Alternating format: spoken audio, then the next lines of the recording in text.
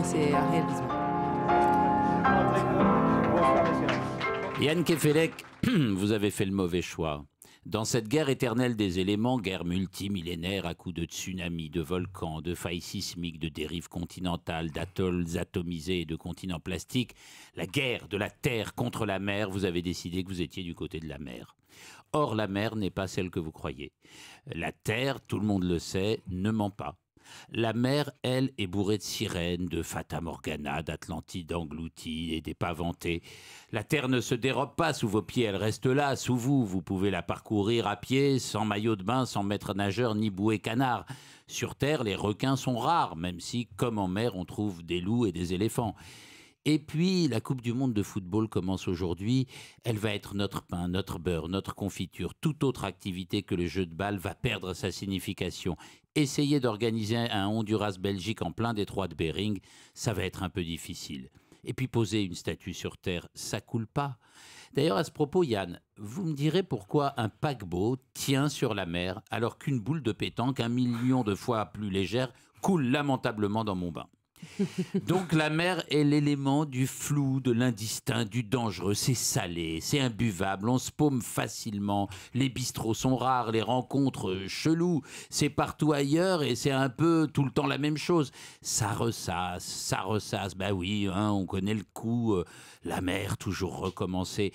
Ça, du point de vue littéraire, vraiment la mer, rien à dire. Hein.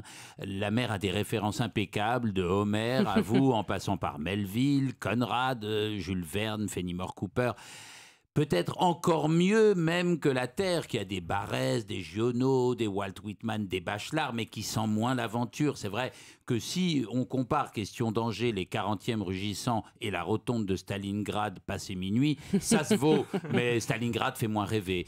Après, il y a le ciel, qui est un peu la mer, mais d'en haut. C'est tout un truc, le ciel. Ça fascine ceux que la mer effraie et que la terre lasse. Alors oui, pour le ciel, on a du Pascal, du Verlaine, du Saint-Exupéry, que sais-je, selon que le ciel est juste un lieu qu'on traverse en avion ou la porte d'un autre monde. Plus j'y pense et plus je trouve que le feu est le seul élément qui n'est pas vraiment sa bonne littérature. Oui, il y a le feu d'Henri Barbus, Come on baby light my fire, qu'est-ce qu'on attend pour foutre le feu d'NTM, allumer le feu de Johnny. Ça fait pas un genre littéraire en soi. Donc bravo pour ce dictionnaire et j'ai envie de vous poser une question simple mais sincère. À quelle heure part le prochain bateau pour Ithaque? Yann? Alors le prochain bateau pour Ithaque, n'importe quel bateau qui part pour une île est le bienvenu pour moi en ce moment. Chaque bateau est une renaissance en fait un peu. Chaque bateau, c'est l'occasion de retrouver mon équilibre. Finalement, je suis plus équilibré quand j'ai le pont d'un bateau sous les pieds que lorsque je marche sur la terre ferme, qui n'est pas si ferme que cela, d'ailleurs, vous parliez tout à l'heure. Mais j'ai bien apprécié ce texte qui a déjà l'avantage d'être écrit sur un rythme pratiquement marin. Il y a un balancement dans la phrase très simple qui donne envie d'aller... Finalement, vous êtes plus amis de la mer que vous ne le pensez lorsque vous Et voilà. Bravo, bien joué. Merci Yann Kefelec.